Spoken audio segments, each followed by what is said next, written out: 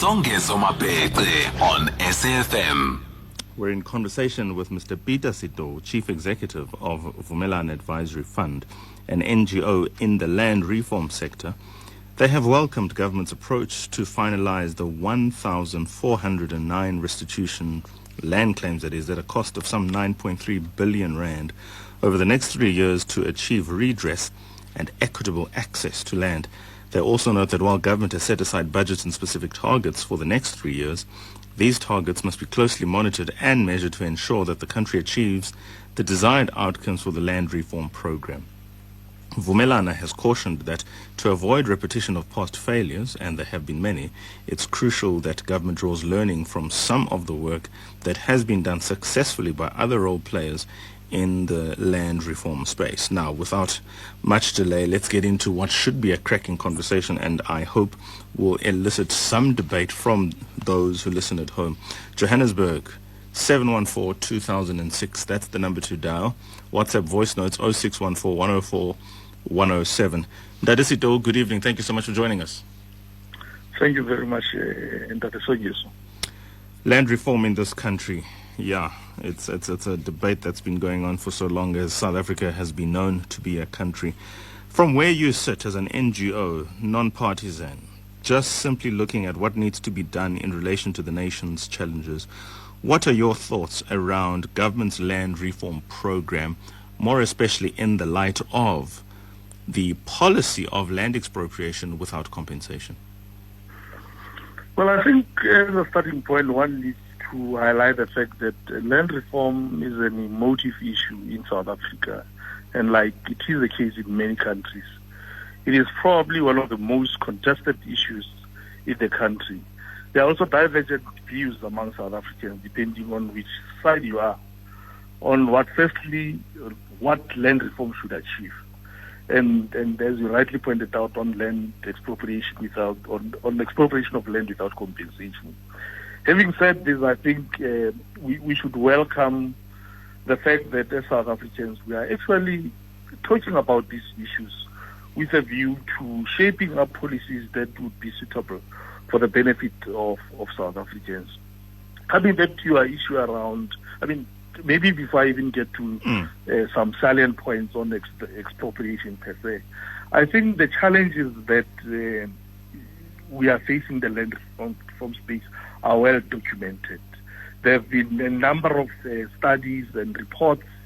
To cite an example, we've got the so-called Mortality Report, we've got the Presidential Advisory Panel on Land Reform, and I think these two reports specifically have acutely raised a number of issues that impact on successful land reform and effective land reform. I'm not going to go through that, but just to mention one or two, I think lack of government capacity and poor coordination has been cited as one of those issues. Corruption has been also cited. The absence of a framework through which we can really keep policymakers and implementers on track and accountable. As an example, yesterday a budget, we had budget speech, and we are excited. We are happy that at least something has been put aside to finalize restitution claims. But it would be sad at the end of the year to find that some of these monies have not been actually utilized to finalize some of these claims, purely because there's no appropriate tracking and accountability. In educate budgets and access to finance, it's one thing to get the land, but it's something else to work the land, and hence it is important that there must be access to finance. Getting back to expropriation, I think we, as South Africans, sometimes we talk about expropriation as if it has never been part of our law. Expropriation in general has always been part of our dispensation. And we might all be aware that there are two processes that are currently running, rather concurrently running. We've got a committee in Parliament that's really steering a process to amend the Constitution to make it possible for expropriation without compensation to take place, to actually make it explicit more than any other thing, because there is a school of thought that says even without this amendment, it should have been possible for government to actually do that.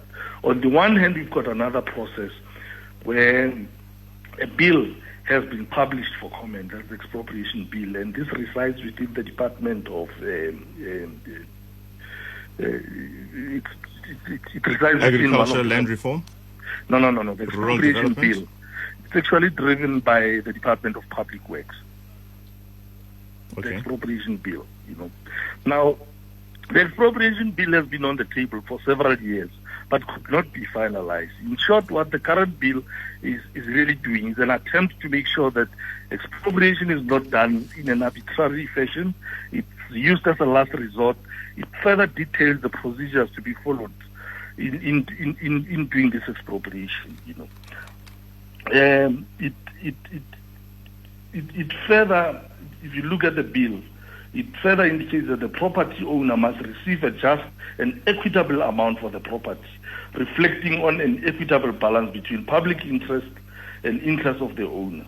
There's a new provision, however, that has been inserted in the current version, which makes provision for the property to be taken without compensation. And it goes on further to list a number of factors where this would be permissible. And as an example, it says where the owner has, for example, abandoned the property and failed to exercise control, and where land has not been used or developed or it's kept for speculative purposes. But the long and short of all of this is that this is a process, and we need to engage with this process as South Africa. It is a long process, and South Africans do need to engage with it. And I'm not so sure if South Africans have been engaging with it. Of course, it's a political slogan when you start talking about land expropriation without compensation, at least insofar as it relates to the ANC, because for the longest time they hadn't really had that being a position or any policies that ultimately would support that position for the purposes of expropriation. One might reasonably argue that they really got onto the horse, so to speak, once the EFF got into Parliament in 2014, but specifically used land expropriation without compensation for them as you better get on board or else we're going to be taking some votes away for you. This is now in the lead up to the 2019. But let us suspend the conversation about expropriation for a minute, because land cannot only be expropriated. Let's talk about the less extreme measures in the context of land reform. It may take place in the form of redistribution. It may take form in ways of lease to own or lease at zero rating. There are many ways to transfer ultimately means of production and wealth. Land reform might even include, frankly speaking, especially around the mineral deposit areas, those mining licenses being amended to suit the communities upon which such mining licenses are granted or where the deposits lie, including holding to account the captains of industry who ignore the beneficiation obligations that are attached to mining and mining rights and mining licenses and all of that. So without having a conversation about expropriation, South Africans for the most part really haven't even engaged what land reform is about. But now suddenly expropriation is now suddenly something that we ought to be talking about. Do you just want to talk to us about why perhaps that might be, why land reform and the many measures attached to land reform have largely been silent or glossed over? Well, as a starting point, there are three broad legs of land reform. We've got land redistribution, which is really aimed at ensuring that the previously disadvantaged can get access to land which they can work on and so on. And we've got land restitution, which is really aimed at restituting property that was forcibly taken from our people. And then we've got land tenure. So of these three broad legs, probably the less developed is actually land tenure, which largely has to do with land that's under the administration of the traditional authorities, as an example, or just ensuring that we can improve on the rights of farm workers, etc., etc. But as Vumelana, the area that we tended to focus on was really on land restitution, because this is where probably large tracts of land have been. Government has actually bought large tracts of land and actually given to fairly larger groups in the form of either communal property association, trust, and other land-owning entities. So whilst there are some pockets of success in terms of what has been happening in the land restitution space, the reality is that the process has been very, very slow to satisfy the needs of South Africans. That's the first one. Secondly, the restitution process itself hasn't been. It can be improved. It has to be streamlined. In this regard, for us, two areas require urgent attention. On the one hand, during the first round of the land claims, 90% of the claims, if you recall, they were settled through financial compensation.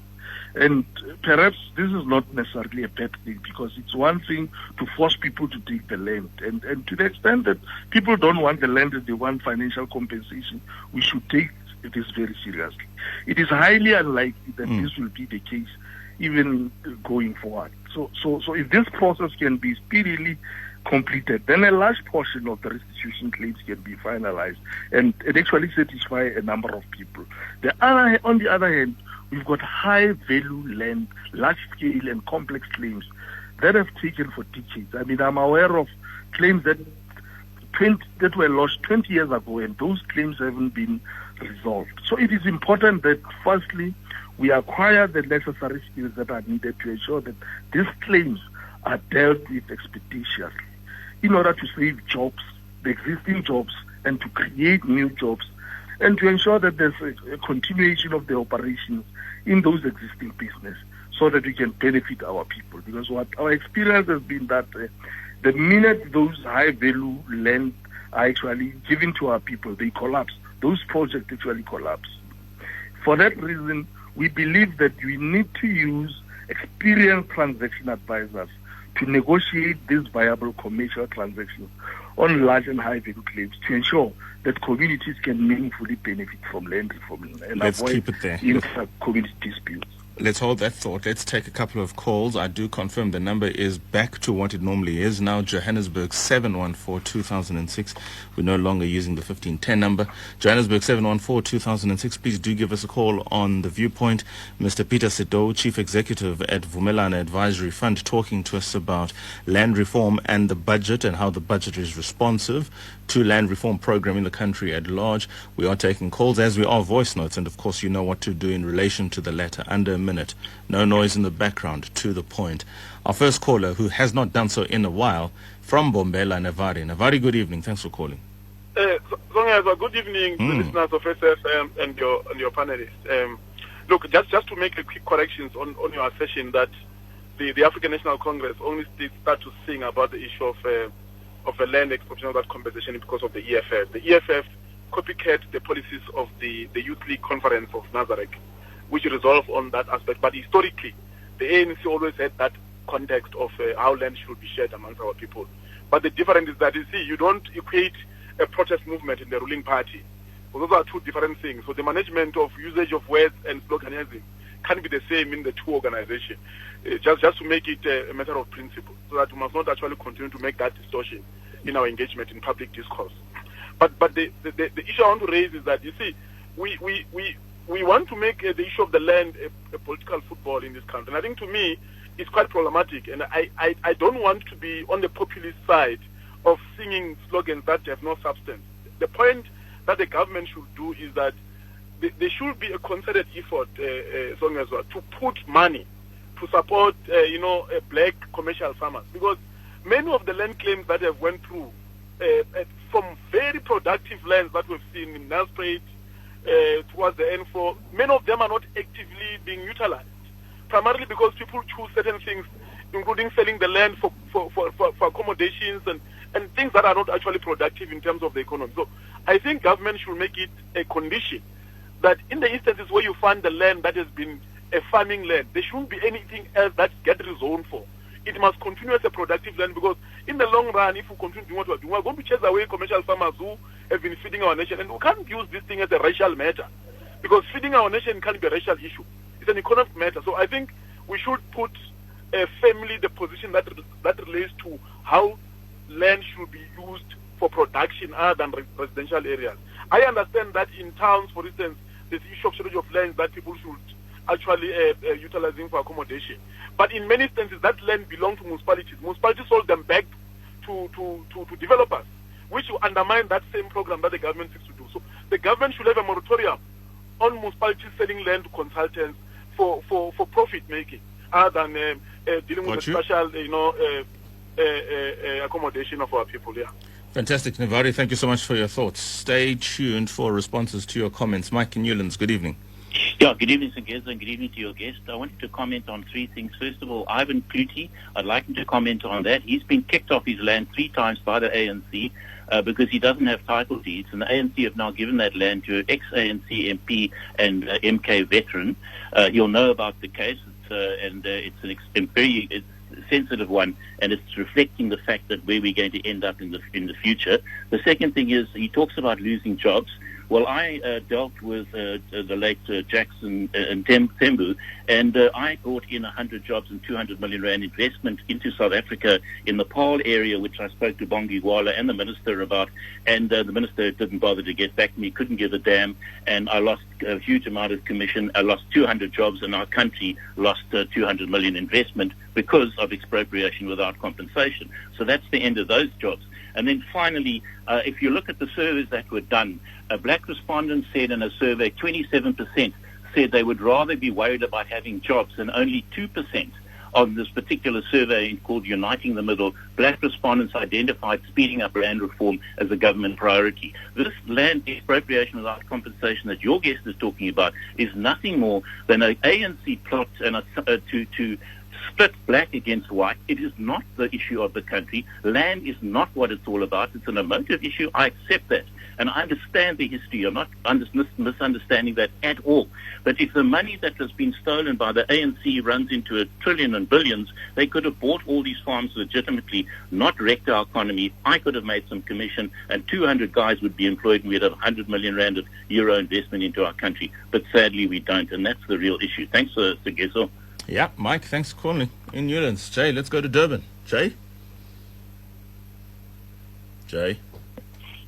My concern, and over the years, 2 decades, with land invasion, and and I fully sympathize with all these people that had to come into the cities and urban areas to travel to and fro very easily.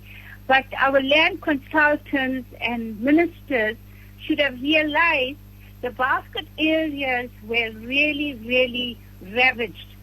The very many farming agricultural areas have been taken over. I've seen slaughtering of beautiful, producing, productive trees that could have made many, in the decades ago, farmers have produced and sustained the land and the people. There were very many jobs in this land of ours. Now, if every bit of land is all the trees and environmental producing plants and trees are taken away, most important, our oxygen in this in our country is going to be reduced very, very much. And overall, we won't get the produce that we normally used to get. For instance, the jackfruit tree is so very important. It's a very natural antibiotic. Avocado pear trees, it's got the natural omega 3, 6, and 9 in there. We don't have to go for, chemically produced products. We can, our land ministers must look into this and make sure residential areas are allocated in the right places, not in the basket areas.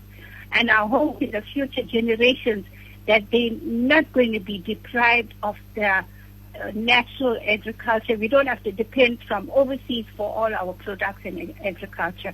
Thank you very much, and have a good evening. Thank you so much, Jay. Much appreciated. 2 more calls in this segment anyway. In Durban, still anonymous, immediately after Selo in Mukupane. Hello, good evening to you, Songezo, and to your guests there. I'm inquiring land grabbing, in 1979 when the Group Areas Act took over, when the ANC took over, the Group Areas Act took over in 1979, and they were land grabbing. Residential properties were also grabbed by people who had the money. In which they could grab every property, because some people couldn't get a loan, and some people had to move out of their premises because of some people had to change their religion to own their home, the inconvenience that people had to go through. How does one go about making a claim on that? Is it just farming that you're talking about, or is residential properties too? Thank you so much. Let's go to Selon Mukupane finally. Hello. Yes, thank you, sir. You're on air. Hello. Yes, thanks for taking. Thanks, but look, I just want to find clarity in terms of the farmers that the government bought for the past 5, 10 years or 15. What have they done as a government to support those farmers? One, I think Limpopo province, they spent millions and millions buying. There was a farm where Tito Mboni loved to stay, where Tito Mahoba's Kloof. So as if you can go there, that farm is not working anymore. You go to Zebediela, not far from Lubwahomo. We were one of the best in the whole world, Songezwa, if I'm correct, to produce oranges. That farms are dead now as we speak. So I wonder if the government is busy misusing our money that we work so hard, and they go and buy the farmers, and then they're claiming that they're giving to black people who are staying at that place in Songezwa. It's shameful, because as I'm telling you now, go to ZB Songezwa. You will be shocked if you get to know what was happening there, how people were working. The same thing you can go to Zanin, Mahoba's Kloof. The farm is dead, but millions have been spent. Here now government is coming again and saying, no, we're going to do... What actually is the purpose of buying things as government after that, and then you just let it go, and then you don't care what happened to them? There's no one who's going to hold accountable as we speak now. No one held accountable. People lost work, and so forth and so forth. And then we have this kind of debate year and after another a day and so forth, and nothing happened to politicians. Yeah, Mr. Peter Setou is probably in a good position to respond to that, because Vumelana Advisory Fund is a non-profit organization established in 2012 to help beneficiaries of the land reform program to put their land to profitable use. And there have been a couple of suggestions, low-hanging fruits, as it were, in terms of how that can be done. Do you want to respond to at least the economic aspect of land reform? Of course, we know land reform is not just economic, as Navari would have one believe. It is very political, certainly in this country. Dade Setou? A number of points have actually been raised, valid points that have been raised by the callers. And as you've rightly pointed out, as Vumelana, we assist beneficiaries of land reform to use their land productively. So the kind of farms that the caller is referring to is typically the kind of projects that we'd be looking at as Vumelana to support. Now, we know that we've got in excess of 8 million hectares that have been transferred to our people. And a sizable percentage thereof, some people are throwing a figure of around 70% of some of those projects that have been, some of those land parcels that are no longer productive. This really calls for us to relook at how we've been doing things, and of the projects that we've ended as Vumelana. I think there are some useful lessons that we can share with South Africans and with government. But having said that, just to to respond rather to some of the issues that have been raised. I think we must be very careful that the expropriation without compensation should not be used to obscure the need for a multifaceted approach to land reform. For example, land reform has got the urban and rural dimension, and our approach to those two should be somewhat different. We should not lose sight of the fact that we need to support commercial agriculture as well as smallholder development, and most importantly, to capacitate our CPIs, because if we don't capacitate them, definitely failure is guaranteed. Also, we should not also hide the acute need for significant improvement in the capacity to actually run government programs or implement land reform. I mean, skills, capacity within government, and access to affordable finance for beneficiaries. These are all the things that we need to look at. Now, to focus on the constitution or expropriation of land without compensation as a key impediment to successful land reform is really to, for lack of a better word, to misdiagnose the problem, in that this may divert attention from matters that require urgent attention. So we need to balance the manner in which land is acquired and is actually used. So the debate on expropriation of land without compensation had somewhat reduced land reform to a question of acquisition. However, the important question is what happens once that land is acquired and transferred. That remains largely ignored. And experience in our environment as Vumelana has shown that building viable partnerships with the private sector, for example, for the use of land acquired by communities is the most immediate and expedient way through which we can attract investment and ensuring effective use of land, because the community, on the one hand, they bring the land, and the private operator or the investor bring finance or access to finance, bring the requisite skill set, bring, for example, access to market. Over time, you capacitate the beneficiaries of land reform such that they on that point, sorry, let me interrupt. On their own.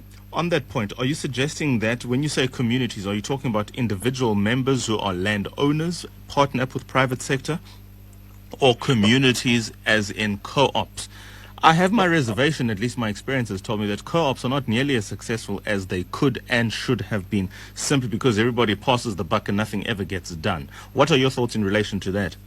Well, I'm basically referring to land-owning entities within the land restitution space.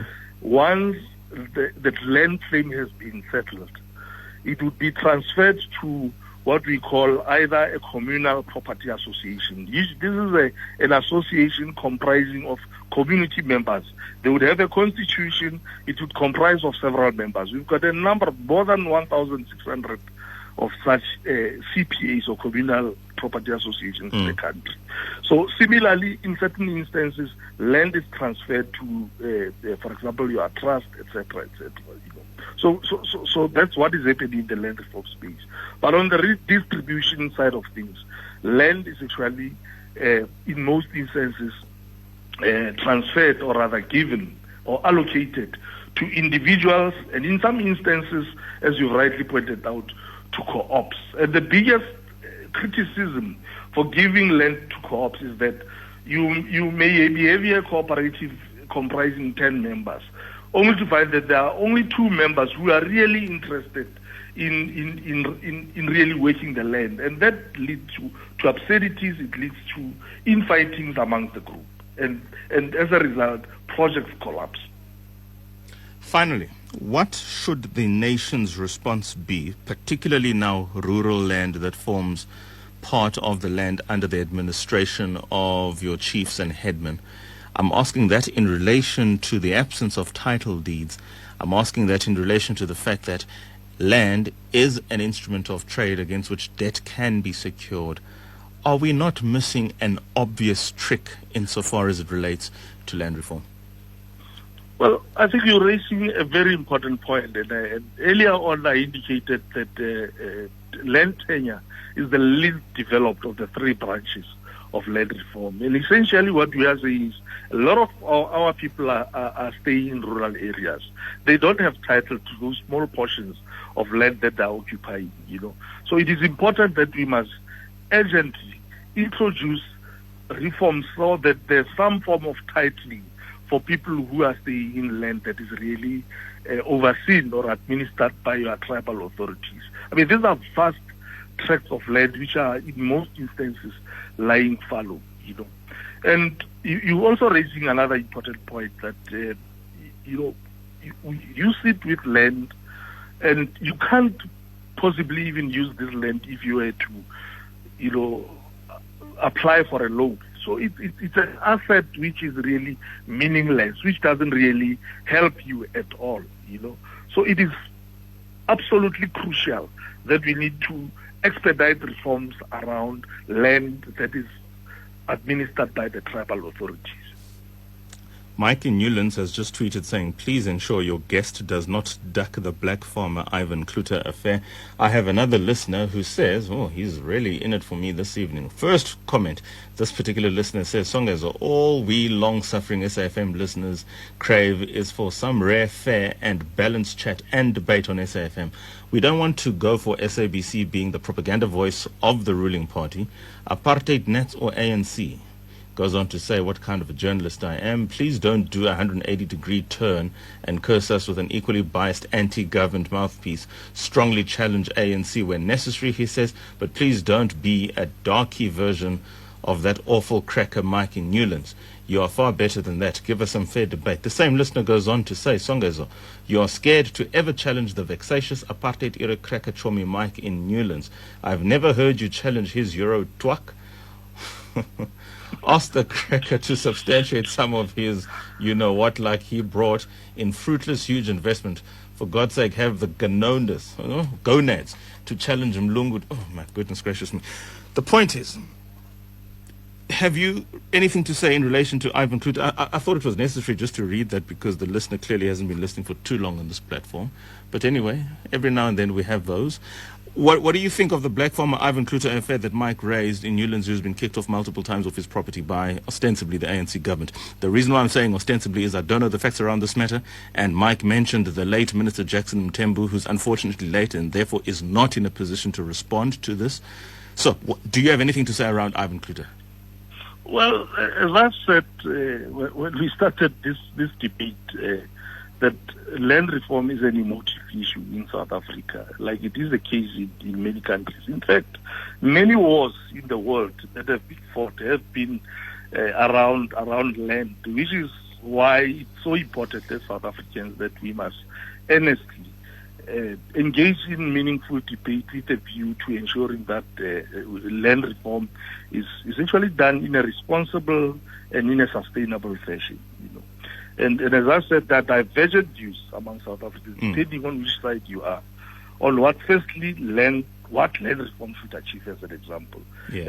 And on expropriation of land without compensation, as you've just heard. But the reality is, we are not at Eden as South Africans. We are not reading from the same page, but it is important that we try to, amongst other things, make sure that we can have a shared dream in terms of what is it that you want to achieve and what is it that land reform should actually address. Yeah. So we'll always have this kind of differences of opinion, and throughout this session, I think the debates have been somewhat really focusing on where the challenges are. And I've said there are a lot of reports in this area which really detail what the challenges are, including suggestions on how to really deal with those. Very well. Let's leave it then, Dade Setou. I think I have run out of time, but you're right. There are many challenges. But the first point that you had made was probably more than enough. The Constitution, as it has always read, has always been enough to implement land expropriation without compensation. As far as I'm concerned, it is because the ruling elite haven't a way to tackle this question of land. That's why there's a panel, there's a report, there is a policy, it's debated in Parliament, and it surfaces after 20 years. Section 25, as it reads right now, without any modifications, is enough to expropriate land without compensation. Any and everything else is simply an indication of either lack of political will or simple inability to do what the Constitution requires. 2040